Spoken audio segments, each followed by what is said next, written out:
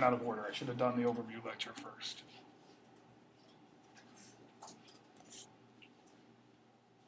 Basically, it's all the stuff that you do before you read and write.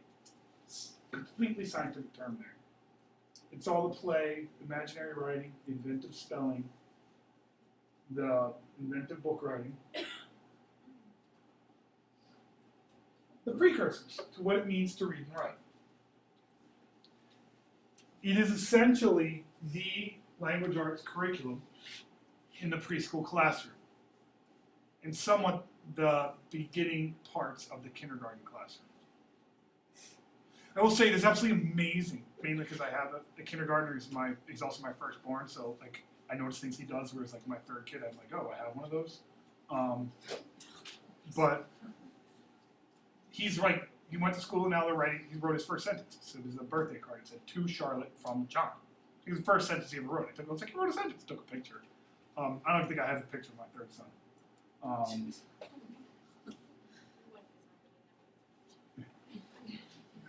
I do, I'm teasing. And she's never happy.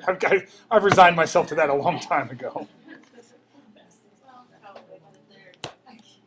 So, but certain things predict the future success of reading. The first is alphabet knowledge.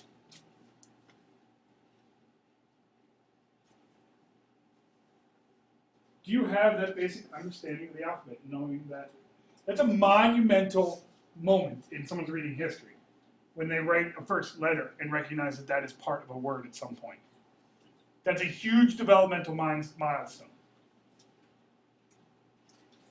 Oral language development is another key to success.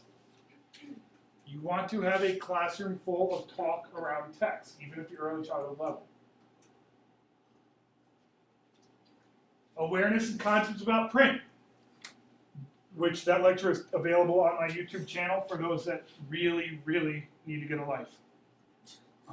Or just can't sleep at night. It's both for each. If you need to fall asleep, watch one of my lectures, you're out in 2 seconds. Your phonemic or your phonological awareness, I should say. Ability to write your name is another predictor of early success. And inventive spelling. If you had to group these 6 things into 3 things, how would you group them?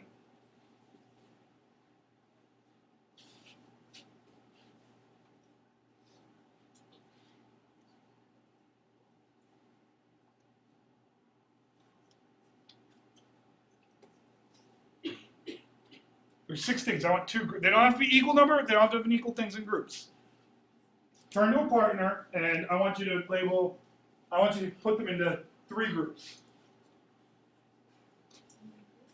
3 groups.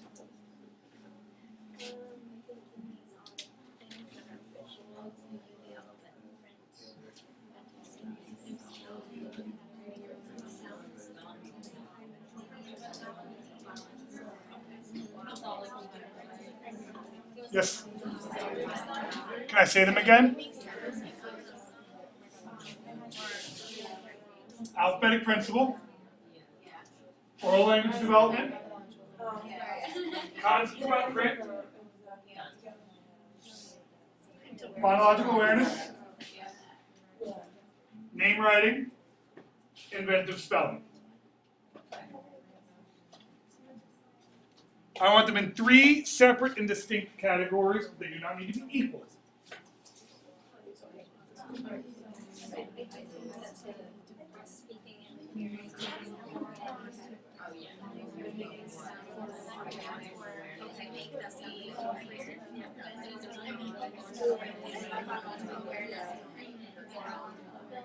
Yeah.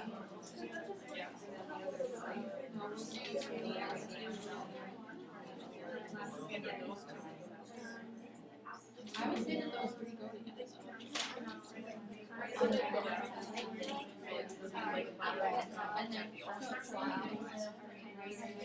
Yeah, that's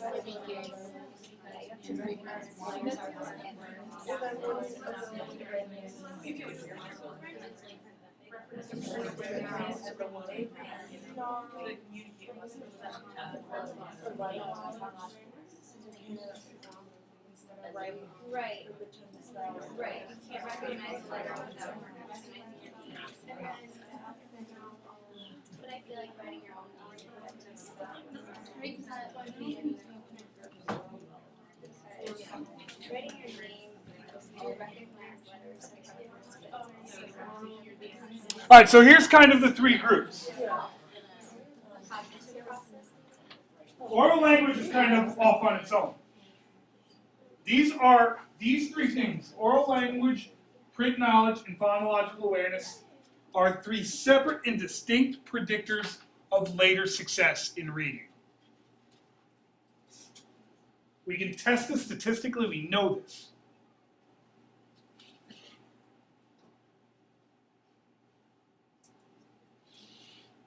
That they fit together to predict future reading processes and abilities, I should say.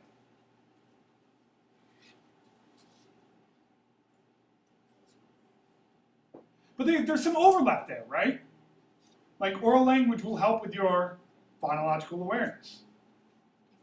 Your reading and your writing will help you learn how to decode words.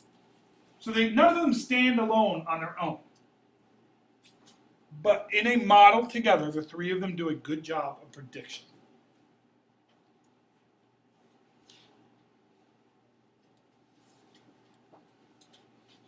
So with oral language is so complex, it has different influences at different points. For example, the number of vocab words you know at like preschool level, your vocabulary, how extensive it is, that barely or almost indirectly affects decoding. It doesn't really, vocabulary doesn't affect your ability to decode break. It just means you know more words and what they mean. Thus, oral language skills are better at predicting later comprehension than they are decoding.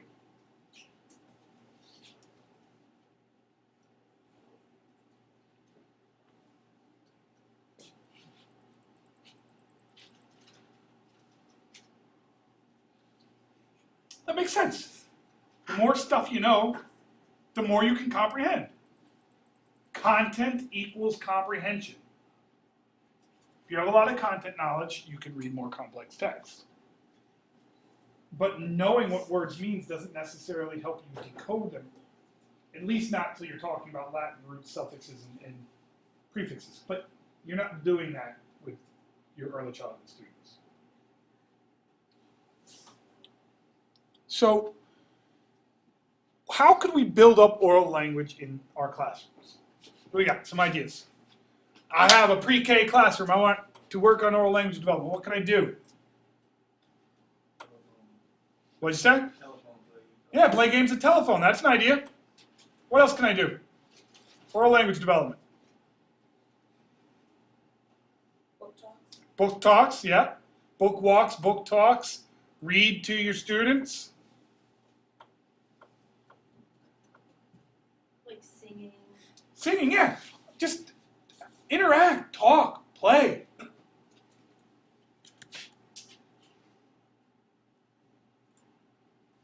Because they predict reading achievement and general academic success.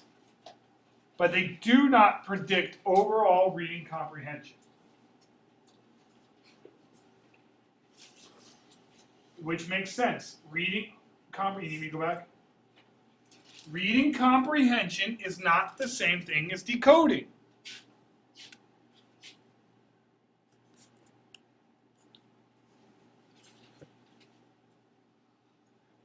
So, it does help predict your overall reading ability because it influences, but it doesn't help predict your reading comprehension. I said that wrong. More complex oral language skills, they are better at predicting your comprehension because you have better talk.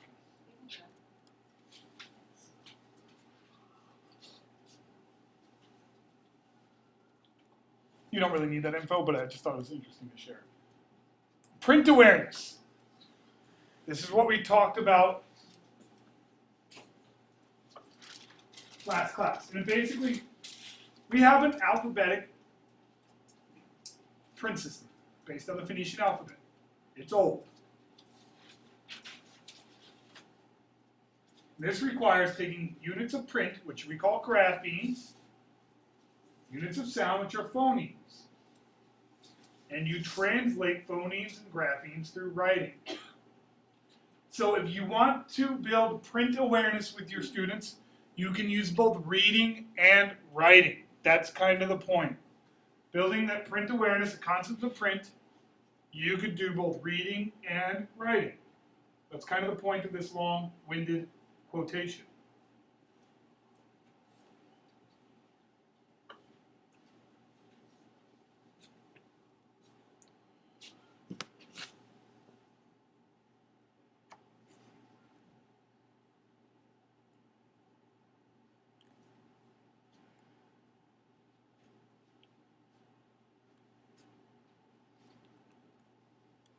So how can we link? You do it through play. It's preschool. If your kids aren't spending most of their time in centers and through play, stop. Start over. Right? Big advocate here of play. Still, I still like to play. This is awful that I'm lecturing right now. But how can we set up the idea of play to link it to developing print awareness? Use a school library. Have kids check out books. Do things that have a center for a school library. Use a post office where you list all their students' names and they can drop letters to each other. It might just be their name and some scribbles, their name and a picture. That's okay. It's developmentally appropriate.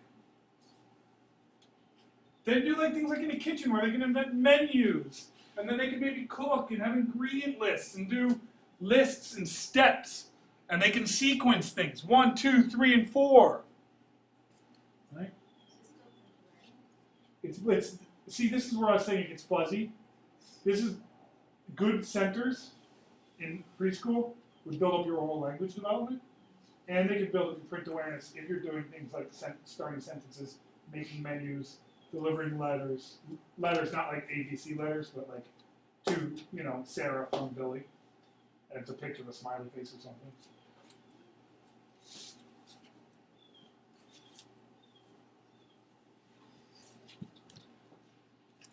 Introduce letters. Now, not letters, salutation letters, but actual letters. Scavenger hunts. Every day, my son, about every 3 days, comes home from kindergarten, and he has to go cut out letters for whatever letter they're learning about. And they use songs for letter formations. It was, how'd it go? Something like, Mr. C was crying because he had no sound. So Mr. K gave Mr. C a sound because he is kind. And Mr. S gave him a sound because he knew that Mr. C was sad. And so that's the two sounds of C, ka and s. And so my son's repeating that. So use songs for letter formation. Play guess the letter. Whereas, let me find my marker. I know I brought it. You start on a big whiteboard. And you're having the kids, I'm going to start a letter. I'm just going to draw one line. Who can guess what letter could this be? Who has some guesses? It could be a what? It could be an I, it could be an N, T, an L, a P, a B. So far, in this school year, we've only gone over L, C, and R. R. L or R. So now I'm going to add another piece. What letter do you think it is? It's an R. We haven't done P's yet. But they have, I wish I knew all their songs, because his kindergarten teacher has that tells him songs for It's one line up and one circle down and off to the slant, and that's how it's found. Like they have like all these songs, not even just remember letters, but how to write letters. So you can do guess the letter in sound formations. Messy art fun. Bring in like cans of shaving cream or whipped cream or give them like noodles to like spaghetti pieces that they could break off or different kinds of noodles that they can make shapes, letter shapes out of. And let learning be messy. So messy art is a great way to introduce letters for print awareness. Print knowledge. You really want students to recognize their name. That's a good place to start. And letters in their name. Have lists of the students' names throughout your classrooms. Introduce a couple sight words, like two, and no. Well, no first. I mean, that should just, it's a tattoo of it right across my chest.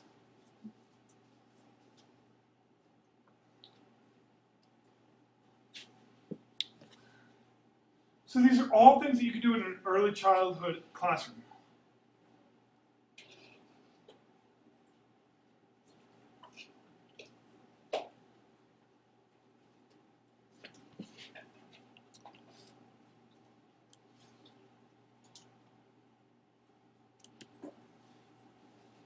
Concepts about print.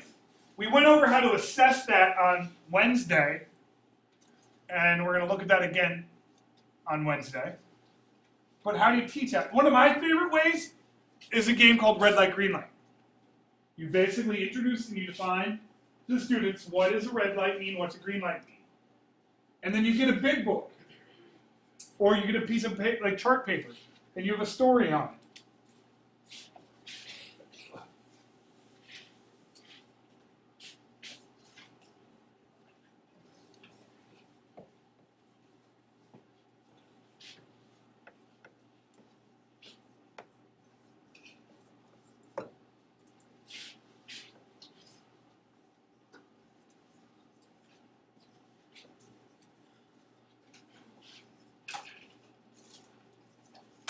And you show them green light at the capital letter, red light at the period. And you're also, which is basically showing them also print goes from left to right. But you're teaching them what we do at a capital letter and what we do at a punctuation mark. Think back to that test that we all did together last week. Right? And remind me to put up the PDF for you, like before I leave, so you guys have that to study. Which means just if you practice it, literally, I'm telling you exactly what's going to be on the test. You're going to watch a video of somebody doing it bad, and you have to tell us when she makes a mistake.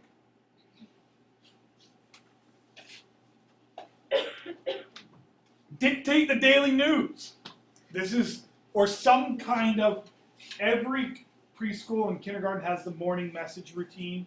They go over the weather, they go over the, what they're going to do for that day, all of that. It's okay to like pick two people, two helpers, and their job is to tell you one thing they did yesterday. And dictate that sentence. And as you dictate it, say the words.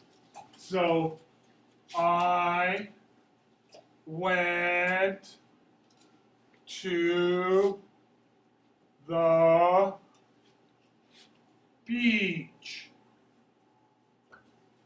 I went to the beach.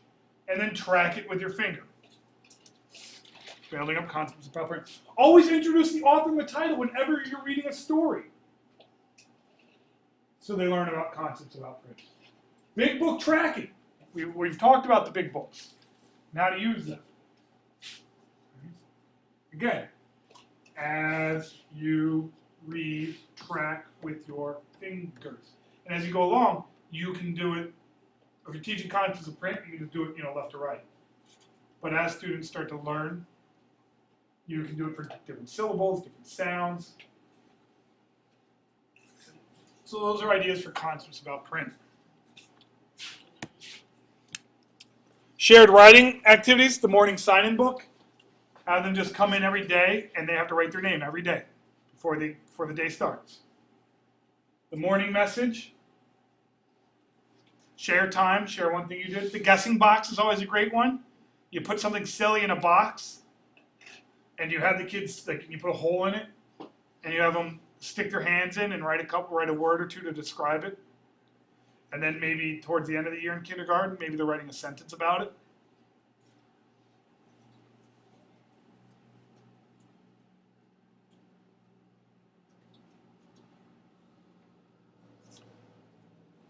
These are all strategies.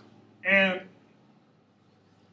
if we had time for this class, like when it's going to be split into two for the 305 and 306, we'd actually like do these things, but we're so compressed that I'm just kind of going over them.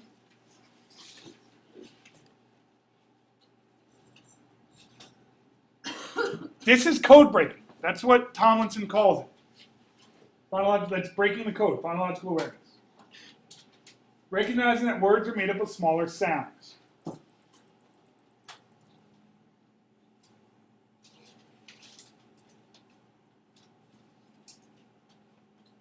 But we're just talking the sounds of words. They're not really writing them, okay? Phonological, we're just talking sounds.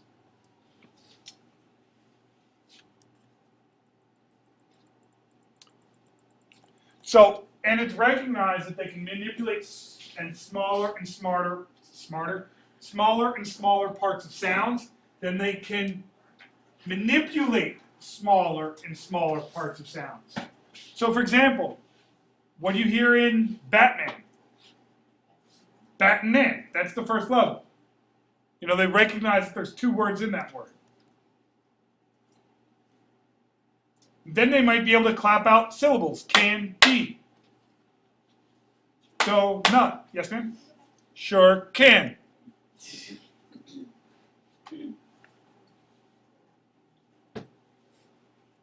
And we're going to be spending like an entire 2 weeks on phonological. All of these concepts we go through one by one. We've already done concepts about print. This is an overview of the three of them. And we'll do phonological awareness next, I think, on the syllabus.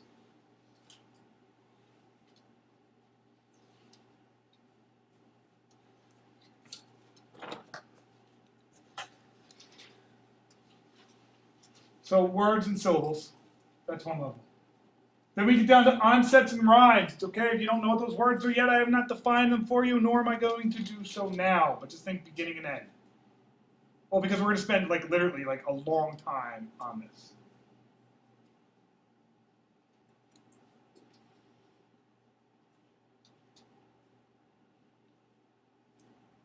See, the difference, the onset and the rhyme is just like the beginning sound and the ending sound.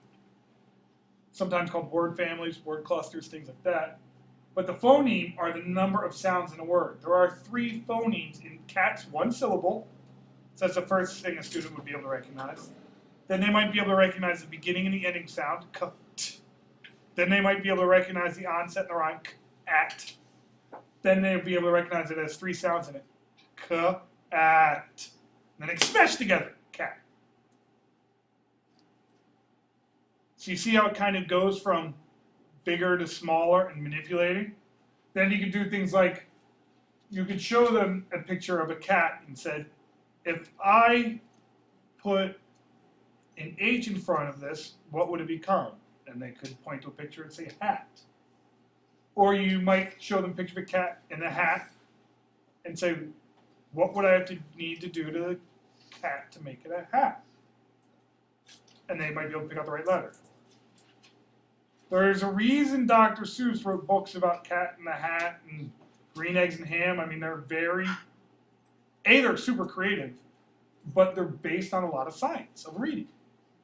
And that's why he's such a genius. Because most books that reinforce this stuff are god-awful to read. They're literally like, you can tell it's just designed to like focus. It's like, yes, ma'am?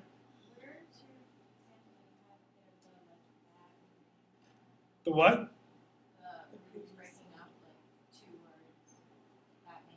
Oh, bat plus man, Batman. Oh, okay. So those are truly the key factors to success at the emergent literacy level. Oral language, print knowledge, and phonological awareness. That's really what you need to be focusing in on at the preschool level.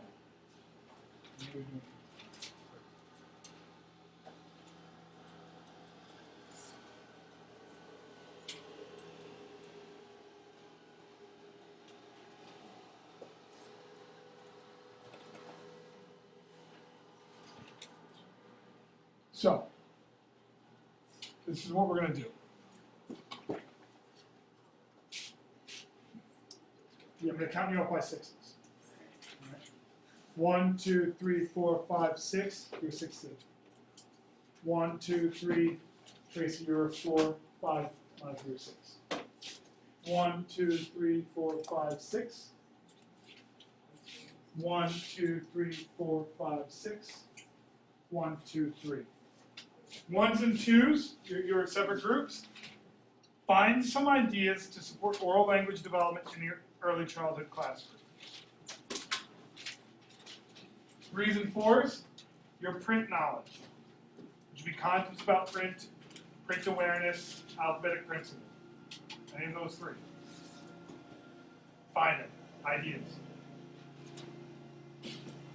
5 and 6, your phonological awareness. Ideas, find them. Go! Feel free to steal, plunder.